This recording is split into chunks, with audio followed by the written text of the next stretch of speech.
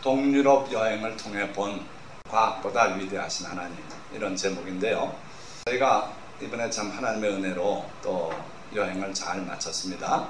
근데 그 중에서 독일의 드레스덴이라고 하는 도시를 갔는데, 다른 독일 도시도 그렇지만 2차 대전 때 비참하게 파괴가 됐죠.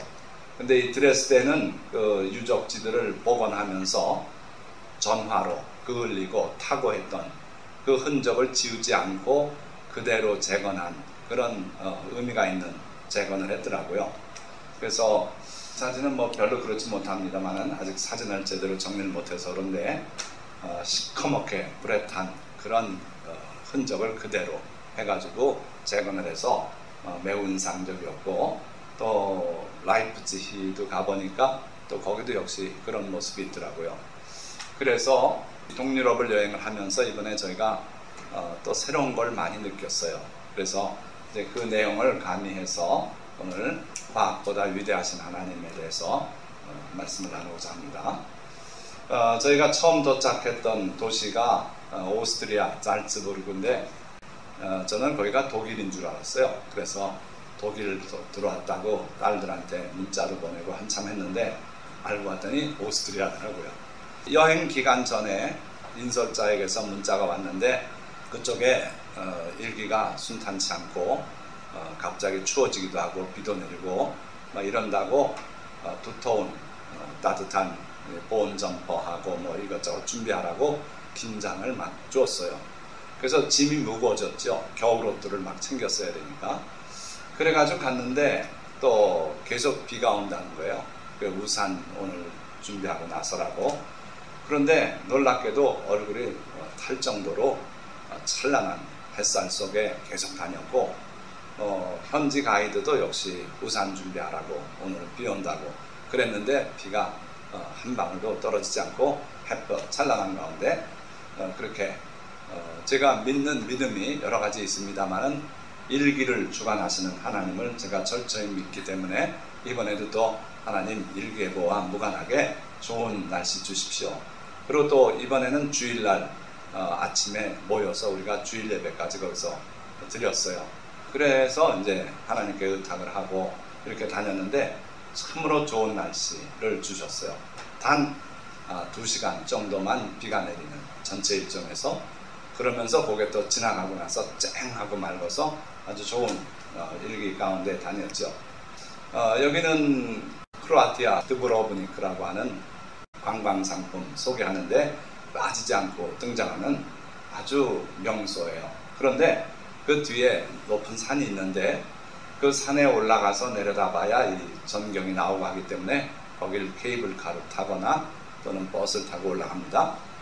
근데 유감스럽게도 올라는 가야겠는데 정상이 완전히 구름으로 덮여서 올라가나 마나 그랬는데, 그래도 아냐 하고서 케이블카 말고 버스를 가자 해가지고 올라갔더니 요 순간에 놀랍게도 구름이 꽉 껴있는데 싹 걷어서 저 밑에까지 다 보였어요.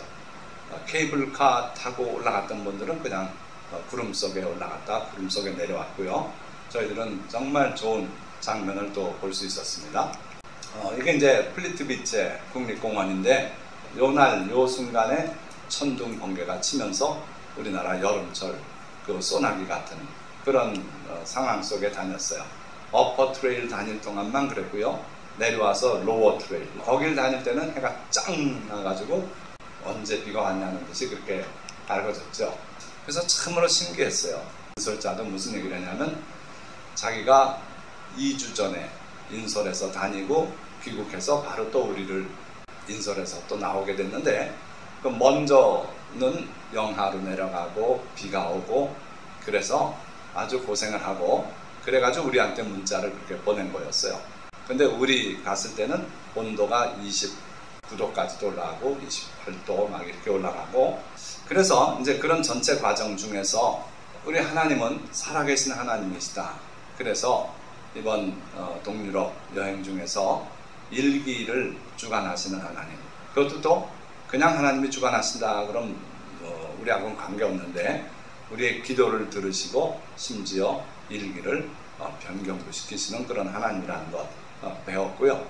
그 다음에 그 독일에 폐허가 됐던 거, 왜 폐허가 되는가?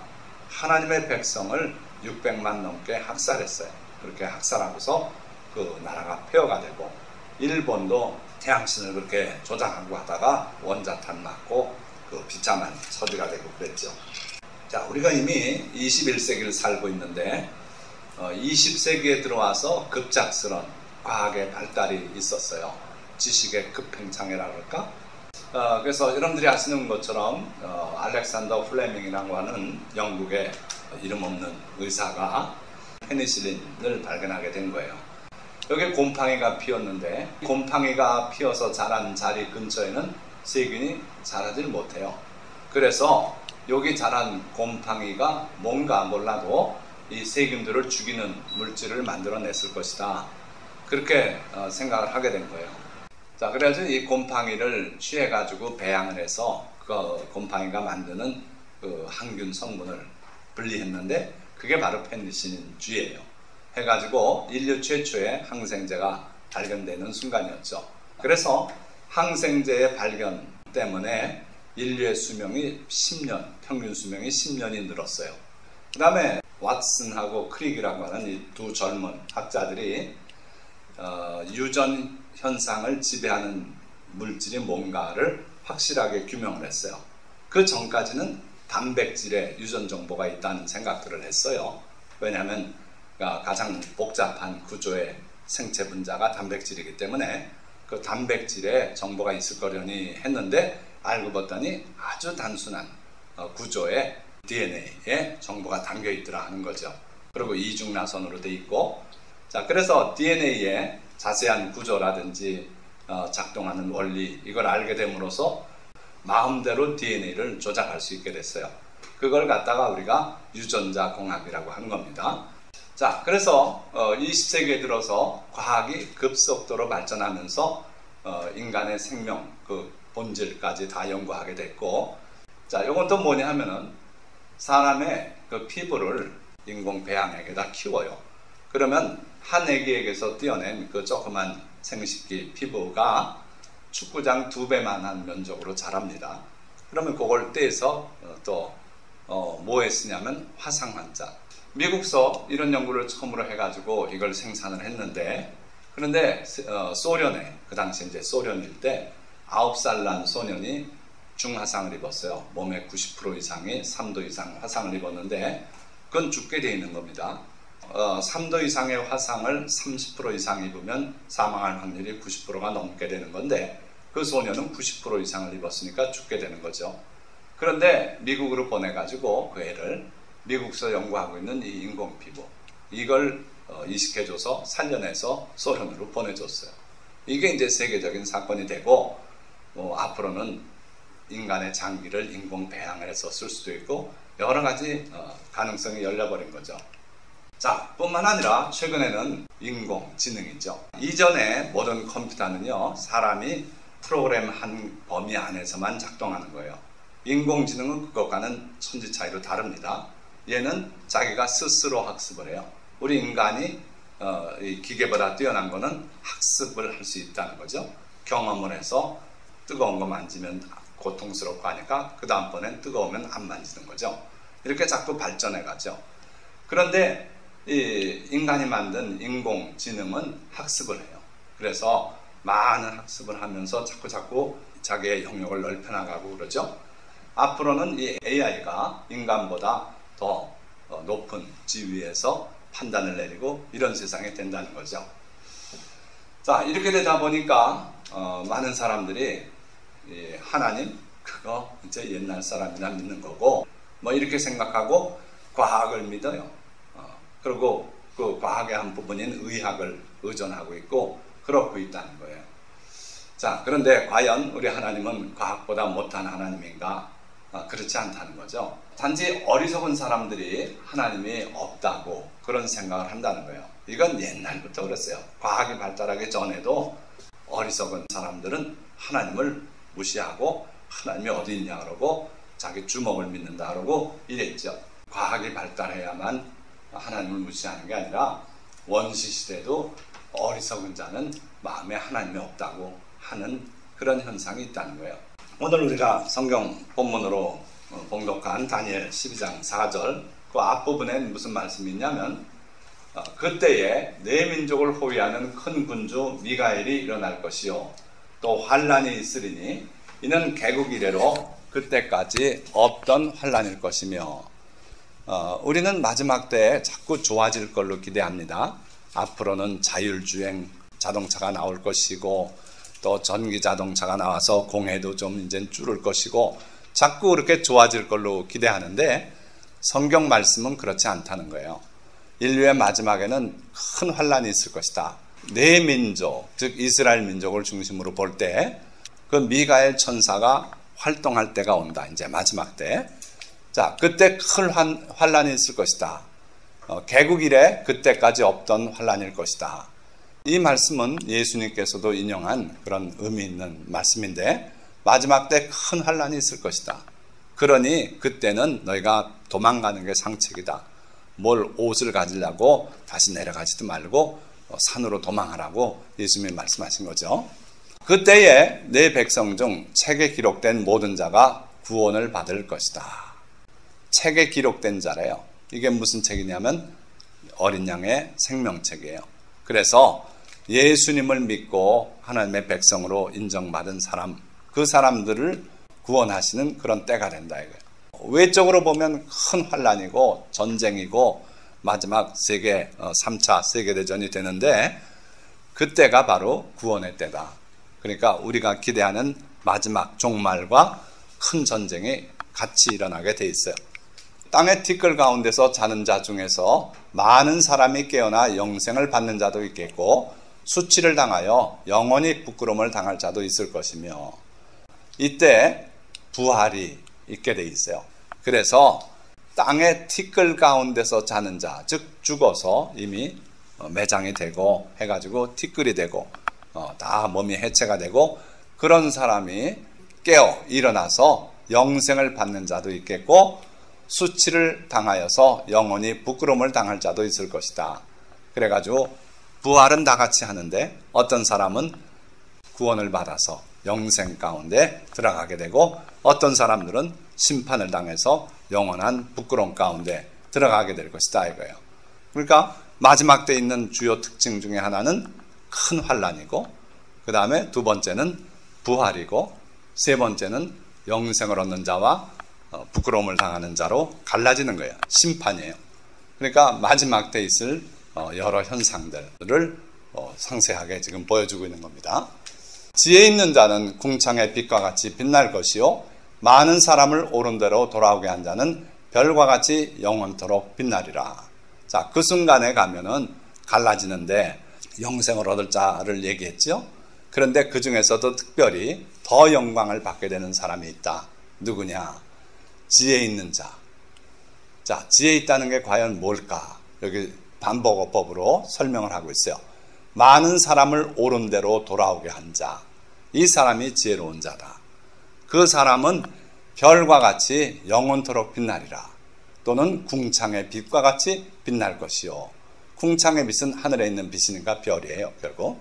그래서 똑같은 이야기를 두 번 말씀하고 있는데 많은 사람을 옳은 대로 돌아오게 한 사람, 지혜 있는 자, 그 사람들은 별과 같이 영원토록 빛날 것이다.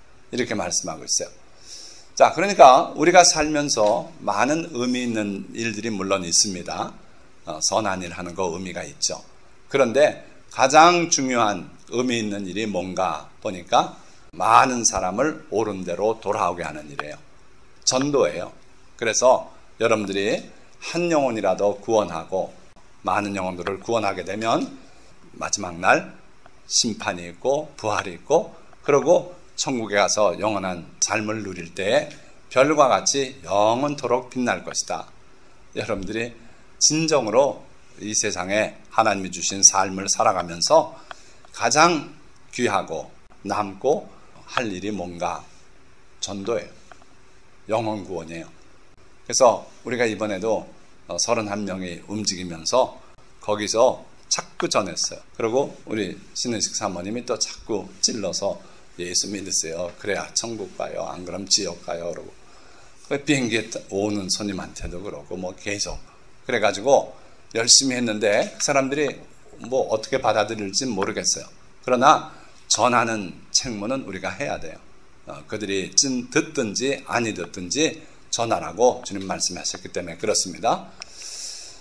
자, 그러시면서 바로 그 순간이 어떤 시대인가.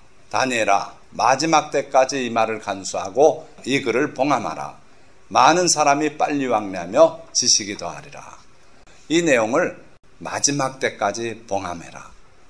두루마리에 써서 항아리에 넣고 봉인을 하고 그리고 잘 숨겨두라 이거예요.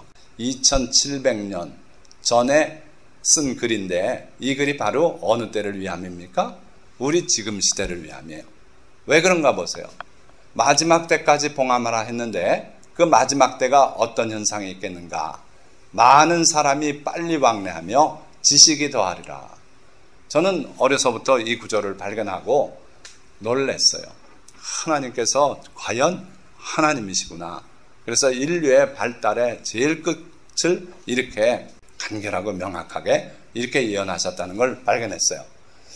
자, 이번에 우리가 그동안에 비행기를 많이 타고 다녔습니다만은 직항로로 주로 타고 다녔어요.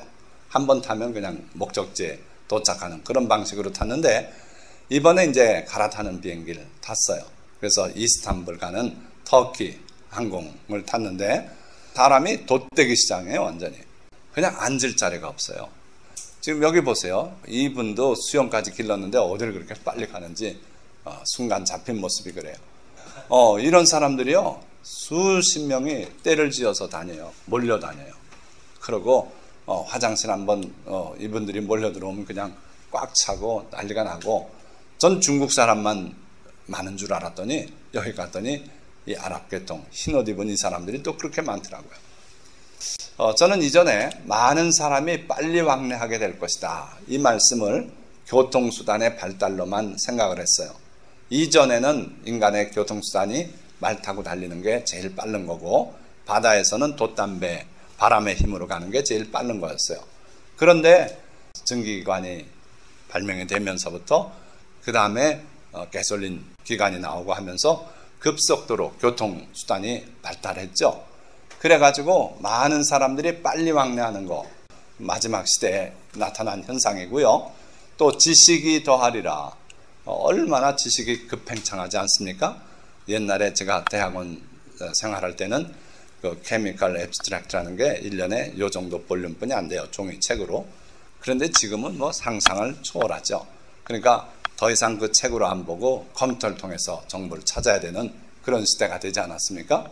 그러니까 이 하나님의 간단한 말씀, 많은 사람이 빨리 왕래하며 지식이 더하리라, 이 말씀이 인류 역사의 끝에 20세기부터 갑자기 이런 현상이 폭발적으로 일어났어요.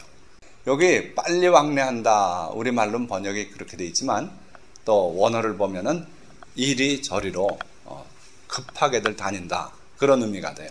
그래서 이 할아버지는 이쪽으로 가지요, 뭐 어느 사람은 저쪽까지 서로 그냥 이리 가는 사람 저리 가는 사람, 한 공항 안에서도 게이트가 300개가 넘게 그렇게 비행기 각자 가고 오고 하는 게 그렇게 혼란스럽더라고요.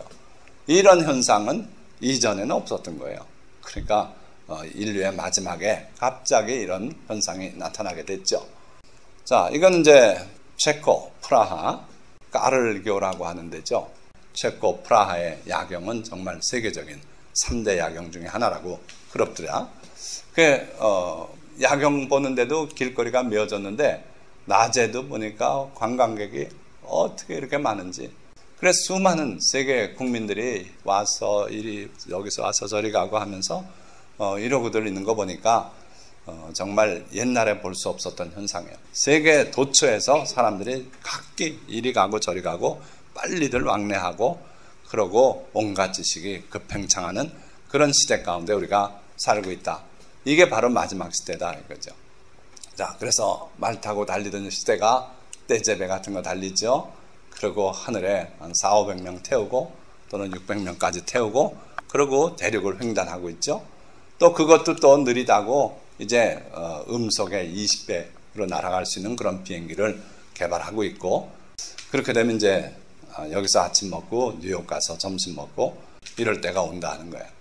자, 그런데 그렇게 과학이 발달하고 세상이 좋아지는 것 같은데 하나님은 아까 말씀한 것처럼 그렇지 않을 것이다. 마지막 때 큰 전쟁이 있고 큰 환란이 있을 것이다. 그리고 요한계시록에는 상세하게 예언이 되어 있어요. 자, 하나님께서는 자기 자신을 우리에게 보여주고 계신데 두 가지 방식으로 우리에게 하나님 자신을 보여주고 계세요. 첫째는 하나님께서 만드신 피조물, 하나님이 아닌 하나님의 작품들을 통해서 하나님이 자기를 넌지시 보여주고 계세요. 그거를 신학적으로는 일반계시라 그래요. 일반계시. 그 피조물을 바라보면은 하나님이 거기에 보여야 원칙이에요. 그렇습니까? 달 쳐다보면 거기에 하나님 보입니까? 보여야 원칙이라도요. 그런데 못 보는 게 이제 문제가 있는 거예요. 자, 달을 여러분들이 태어나서 지금까지 여러 차례 보셨는데 관심 있게 보셨나 모르겠어요. 관심 있게 보신다면은 이게 이제 토끼가 개수나무 밑에서 방아를 찢는 모습이라 알았는데 저 모습 이외에는 우리가 볼 수 없어요. 그러니까 저 달 저 뒤로 돌아가면은 어떤 모습이 있을까? 아폴로 11호인가가 여기 달 주위를 돌면서 찍은 사진 보니까 뒷모습은 완전히 다릅니다. 그런데 왜 달은 이 모습만 우리가 볼 수 있는가? 그래야 될 이유는 전혀 없어요. 왜냐하면 지구 주위를 도는데 자전도 하면서 공전도 하는데 그게 자전 주기와 공전 주기가 일치되어 있기 때문에 저 현상이 오는 거예요. 그러니까 과학적으로 볼 때 저 달이 내 주위를 이렇게 뺑 도는데 돌면서 이 달 자체도 이렇게 사실 한 바퀴 도는 거거든요. 여기까지 왔을 때 다시 한 바퀴 온전하게 자전이 되는 거죠. 공전 한 바퀴 할 때. 그게 정확히 일치해요. 그래서 앞면만 보여요. 그걸 왜 그렇게 됐느냐 따지는 사람이 없어요. 하나님께서 그렇게 하신 거예요. 지구에서 달을 볼 때 저 모습만 보도록. 그러니까 저게 우연히 된 건 아니고 누군가가 그렇게 설계하셨다. 그렇다면 그분은 하나님이시다 하는 거예요. 자, 물 위에 지금 겨울에 얼음이 얼어서 여기서 스케이트도 타고 합니다. 왜 물은 저 밑엔 물이 위만 얼음이 되는가? 이것도 깊이 생각해 보면 하나님의 설계예요. 왜 그렇습니까? 물이 온도가 점점 내려가면 그 물이 오그라들어요. 밀도가 높아진다 이거예요. 근데 물은 신기하게도 영상 4도일 때 밀도가 커요. 무거워요. 그러니까 가을철에 물이 온도가 서서히 내려가면은 나중에 4도 물이 있다면 4도 물이 제일 밑에 있죠. 5도, 6도, 7도. 조금 더 내려가서 0도까지 내려갔다 그럽시다. 그러면 0도 물은 어디에 있습니까? 4도 물이 제일 무겁다 그랬어요. 그러니까 4도는 여전히 밑에 있고 3도, 2도, 1도, 0도가 돼요. 이제 거꾸로. 그래가지고 0도 물이 먼저 얼어요. 그렇게 되면 어떻게 되냐면 이 차가운 공기를 이게 차단해 주기 때문에 밑에 물은 여전히 물로 있어요. 조금 복잡한 얘기입니다만은 그런 현상이 있어가지고 지구상의 모든 호수 또는 이 담수들, 육지에 있는 물들은요, 표면이 먼저 얼어서 밑에까지 얼지 않게 돼 있어요. 물론 강추위가 뭐 두세 달 된다면 밑에까지 얼죠. 그러나 어지간한 경우에는 이 표면만 얼고 따라서 밑에 물고기는 얼어 죽지 않아요. 이 생명을 보존하시기 위해서 하나님께서 그런 묘한 설계도 하신 것 같아요. 자, 또 밤하늘의 별들을 보십시오. 그 여름철에 은하수가 뿌옇게 흐르는데 그게 개수를 셀 수 있습니까? 여러분들이 별의 개수를 과학적으로 뭐 어떻게 해서 뭐 개수가 대충 얼마 된다고 얘기하지만 무한에 가까운 거예요. 그 공간 개념도 그렇고 그 밤하늘의 은하수를 우리가 바라볼 때는 거기에 은하수가 있다고 생각되지만 거기서 나한테까지 빛이 왔기 때문에 내가 느끼는데 거기서 여기까지 오는데 몇십억 광년이 된단 말이에요. 그러니까 실제로 거기에 현재 있다는 걸 아무도 보장 못해요.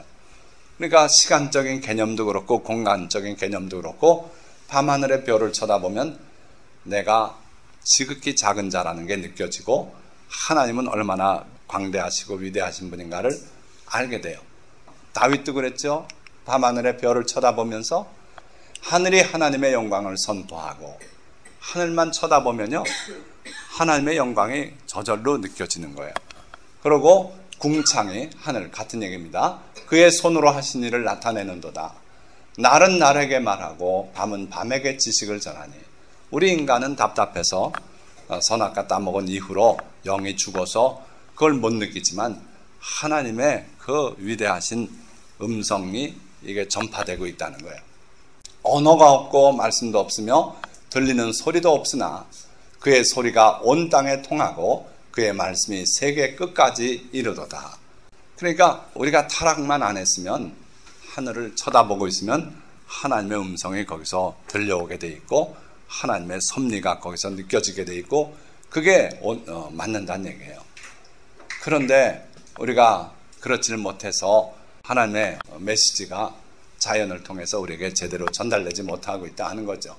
자, 이번에도 보니까 유럽 전체가 유채꽃이더라고요. 얼마나 많은지 모르겠어요. 끝이 없어요. 그러니까 무척 넓은 공간에 이렇게 농사 짓고 하는데 우린 뭐 지나가면서 눈으로 보기만 한 거지만 그렇게 아름다울 수가 없어요. 그래서 이번에 보니까 유럽이 참 넓고 아름다운 대륙이다 하는 걸 또 느꼈어요. 자, 그래서 여호와 우리 주여, 주의 이름이 온 땅에 어찌 그리 아름다운지요. 이 아름다운 장면을 볼 때 유채꽃이 아름답구나 이렇게 생각하면 차원이 낮은 거고, 아, 이렇게 아름다운 자연을 만드셨구나. 물론 이건 사람이 씨 뿌린 거지만 그래도 태양광선이 비쳐서 우리 눈에 노란 빛으로 다가올 때 그게 아름답더란 말이에요. 그러니까 아름답게 만드신 하나님. 그래서 여호와 우리 주여, 주의 이름이 온 땅에 어찌 그리 아름다운지요. 또 주의 영광이 하늘을 덮었나이다. 하늘도 보면은 이 보름달의 모습이라든지 또 별똥별이 탁 스치고 날아가면서 소멸되고 하는 모습, 뭐 보는 것마다 다 하나님의 그 깊은 솜씨가 거기 보인다 이거예요. 자, 그런데 문제는 우리가 타락을 해서 그걸 쳐다보면서도 아무 감각이 없고 달이 그렇게 같은 면을 보여주고 있다는 건 느껴본 적도 없고 물이 왜 위에가 오는지도 생각해 본 적도 없고 바빠서 그렇게 살고 있다면 문제가 있는 거예요. 틀림없이. 자, 그래서 하나님께서는 타락한 인간들을 위해서 특별 계시를 허락하셨는데 그게 바로 말씀이다 이거예요. 첫째는 우리가 성경이라고 부르는 그 책인데 또 다른 표현으로는 모세와 선지자라고도 말씀하고 율법과 선지자라고도 말씀했어요. 그래서 구약 성경이 바로 그 부분이에요. 그러니까 모세를 통해서 주신 율법, 그래서 그냥 간단히 모세라고도 말하고 토라라고도 하고요. 그 다음에 여러 선지자들, 이사야, 예레미야, 에스겔, 다니엘, 뭐 여러 선지자들 있죠. 그 선지자들을 통해서 하나님께서 직접 하신 말씀들, 그게 기록된 것이 바로 성경이다. 자, 그러고 나서 신약으로 오면 바로 예수 그리스도의 말씀, 이게 근간이 돼서 그 말씀을 또 재해석하고 또 다시 다른 각도로 얘기한 것들이 이제 사도들의 서신이 되는 거죠. 그래서 신약은 예수 그리스도의 말씀이에요. 그러니까 이 특별 계시, 하나님의 말씀을 통해서는 그 누구도 결국은 하나님을 부인할 수 없게 되는 거예요. 왜 그런가 보세요. 성경에 기록된 내용들이 몇 가지로 나눌 수 있습니다만은 하나님의 의지의 표현들이 많아요. 그래서 내가 세상을 이렇게 운영하겠다. 자, 그런 내용이 있는가 하면 또 어떤 것들은 약속들이에요. 내가 부모를 공경하면 내가 너를 장수하고 땅에서 오래 살게 해주겠다. 이런 하나님의 약속들. 내게 기도하면 내가 듣고 시행하겠다. 약속이죠. 그래서 우리가 날씨도 좋은 날씨 달라고 기도할 수 있는 거예요. 그러면 하나님께서 또 거기에 응해서 하시는 거예요. 우리의 믿음의 분량대로 하시는 겁니다. 자, 그래서 바로 말씀을 모아놓은 게 특별 계시다 이거죠. 이스라엘아 들으라. 모세를 통해서 하나님께서 자기 자신을 나타낼 때 이렇게 말씀했어요. 우리 하나님 여호와는 오직 유일한 여호와시다.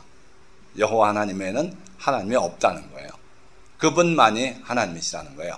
그래서 이스라엘을 중심으로 하나님이 자기를 나타내 보여주셨지만 그 이스라엘을 치기 위해서는 로마를 동원도 하셨고 때로는 바벨론을 동원도 하셨고 세계 민족을 하나님이 다 임의로 그렇게 주관해서 움직이셨던 분입니다.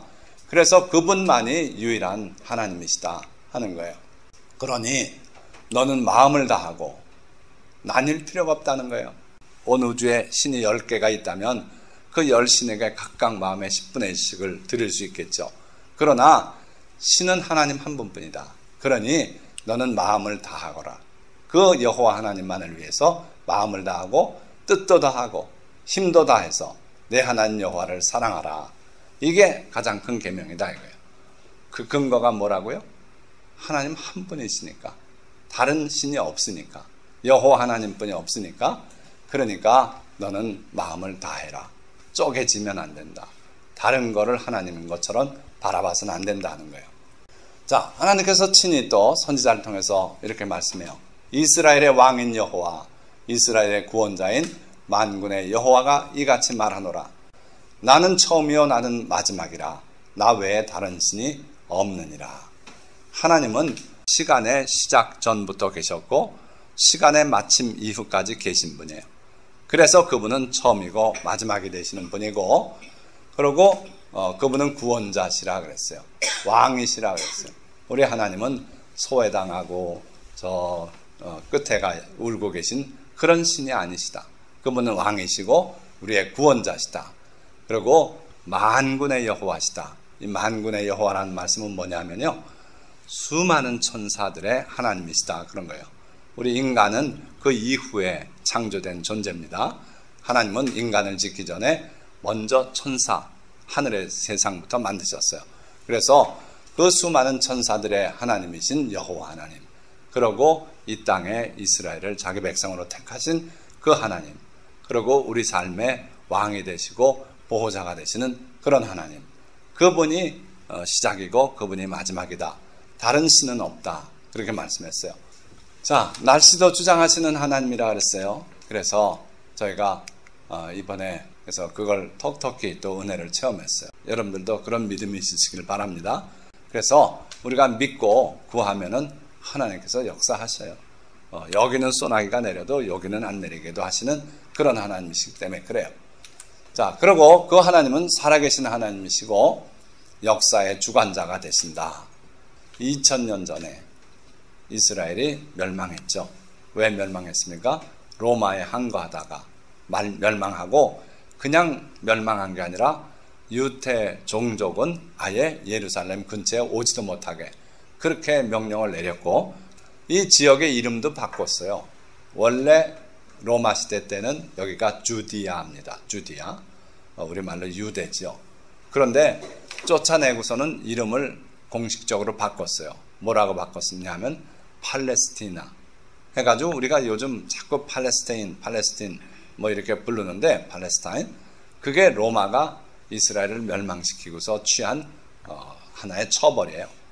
땅 이름조차도 이스라엘의 기억을 지운다 하는 거죠. 그래가지고 흩어졌던 그 유대 민족이 온 유럽에 흩어져 살다가 결국 또 마지막에 나치에게 붙들려서 600만이 학살이 되고, 그렇게 해서 사탄은 유대 민족을 지상에서 없애버리려고 했지만 하나님께서 결국 다시 나라를 세우게 하시지 않습니까? 1948년 독립선언하는 장면이에요. 자, 그 내용이 신명기에 미리 예고가 되어 있기를, 여호와께서 너를 땅 이 끝에서 저 끝까지 만민 중에 흩으실 것이다. 하나님을 섬기지 않고 우상을 섬기고 하나님을 등한히 할 때 그런 일을 당할 것이다. 그러나 내 하나님 여호와께서 흩으신 그 모든 백성 중에서 너를 다시 모으실 것이다. 그 일을 하나님이 한 번도 아니라 두 번에 걸쳐 그렇게 하셨어요. 첫 번째 사건은 바벨론에게 망하고 잡혀갔던 일이고, 두 번째 사건은 바로 로마. 저희가 로마의 그 개선문에 가봤더니 개선문이 여러 개죠. 그 중에 디투스, 우리말로는 디도 장군이라고 합니다. 그 장군이 이스라엘을 함락시키고 예루살렘을 함락시키고, 거기서 이스라엘의 메노라라고 하는 이 성전에 쓰는 등대, 이걸 탈취해 가져오는 모습을 개선문 안쪽에 양각화로 이렇게 새겨놨더라고요.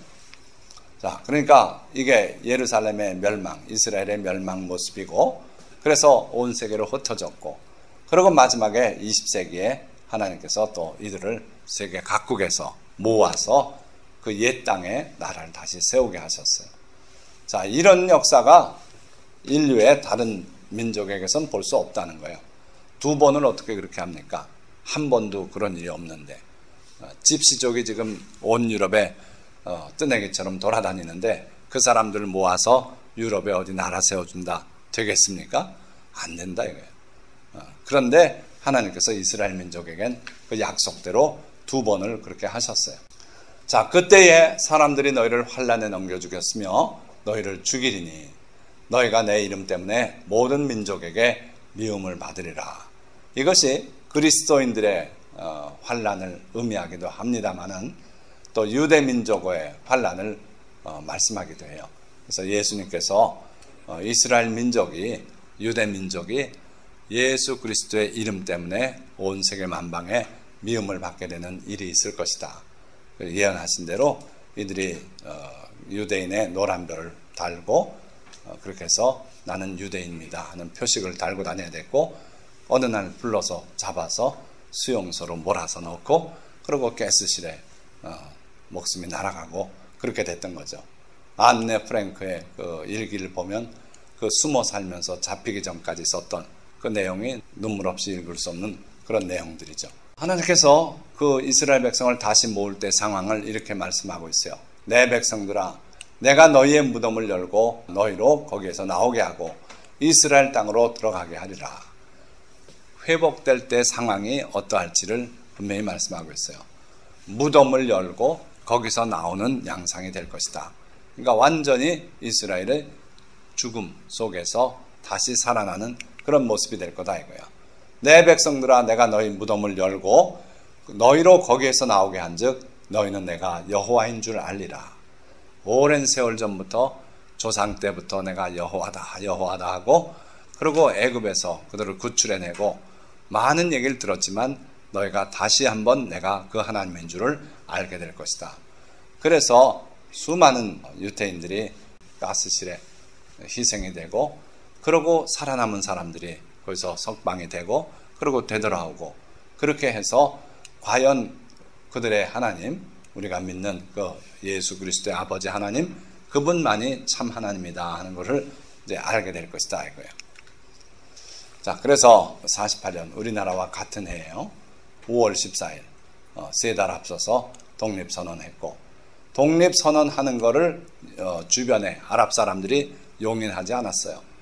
독립선언만 하면은 우리가 너희를 지중해로 밀어넣겠다 그러고 미리 다 준비하고 엎어놓고 아닌 게 아니라 독립선언하니까 아랍 사람들이 치고 들어왔어요.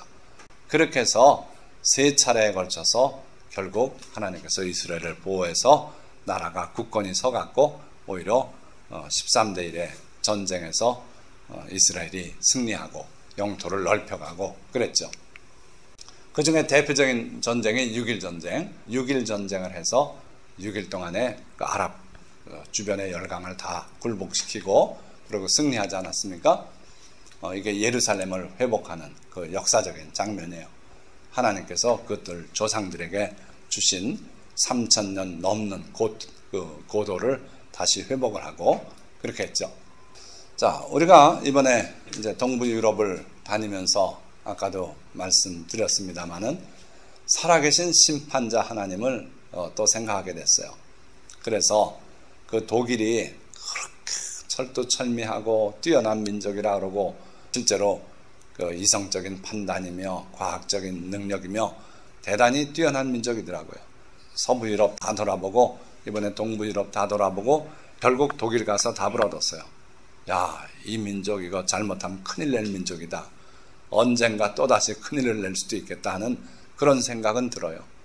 너무 깨끗하고 너무 철저하더라고요, 모든 게. 그런데 하나님은 그런 나라일지라도 도구로 쓰시고 또 그들을 심판하시기도 해요. 일본도 그렇지 않습니까? 그런데 결과적으로 원자폭탄에 두 손 들고 말았어요. 그 하나님의 심판이 그들에게 임했고 이 독일도 이게 다 재건된 그 예배당, 성전 뭐 이런 것들인데 성당 이게 다 하나도 남지 않고 다 파괴됐더라고요. 그런데 그 잿더미 속에서 그 돌들의 넘버를 다 매겨놓고 그리고 나중에 기회가 되니까 재건을 해서 짝을 맞춰서 이렇게 해놓은 게 이 독일 사람들이에요. 그러나 어쨌든 그 나라를 하나님께서 내버려 두지 않고 심판을 하셨더란 얘기예요. 지금은 다시 재건이 됐지만 그래요. 그래서 우리 하나님은 심판자 하나님이시기도 하다. 우리가 기도하면 듣고 응답하시고 복 내려주시는 하나님이시기도 하고 또 때로는 심판하시는 하나님이시다. 자, 우리가 과연 그래서 결론입니다. 무엇을 믿고 있는가 한번 되돌아볼 필요가 있어요. 하나님의 말씀을 우리가 믿는가, 또 아니면은 세상의 유혹, 과학 이거 믿으라고, 이거 주사 맞아야 산다고 이럴 때 하나님의 말씀과 과학 중에 어느 걸 더 믿는가? 하나님의 말씀을 여러분들이 택하시길 바랍니다. 기도하면 내가 들어주시겠다 그랬고, 나는 너희를 치료하는 여호와라고 하셨고, 내가 치료의 광선을 바라겠다고 하셨고, 애굽에 내린 이 재앙의 하나도 너에게 내리지 않겠다고 하셨고, 그 하나님의 말씀을 믿고 병든 자에게 손을 얹은 즉 나으리라고 하신 주님의 말씀을 믿고 그렇게 기도하는 여러분들이 되시길 바라요. 오직 의학에만 의지하진 마시라는 거예요. 의학을 우리가 무시하라는 건 아닙니다. 그러나 어디에 우리가 진짜 목을 맬 것이냐, 하나님의 말씀에 목을 매시라 이거예요. 자, 여기에 어떤 여인이 해골바가지, 이게 뭐 사람이 인공적으로 만든 것인지 모르겠습니다만은 그거 보고 좋다 그러고 아주 행복해하는 모습이에요. 이런 어리석음은 범하지 말자는 거예요. 자연과학이나 이 세상의 재물이나 나의 건강이나 그 어느 거 하나도 하나님의 말씀보다 더 의지할 건 없어요. 그래서 우리는 하나님의 말씀을 사랑하고 하나님을 의지하고 그 하나님을 믿는 여러분들이 되시기를 주님의 이름으로 축원드립니다. 자, 말씀을 맺습니다. 우리 하나님 여호와는 유일하신 하나님이시여요. 무슨 뜻이냐면 다른 신이 없다는 거예요. 하나님이 만드신 많은 영적 존재들이 있어요. 천사도 그 중에 하나고 그렇습니다마는 참 하나님은 없어요. 여호와 하나님뿐이 없어요.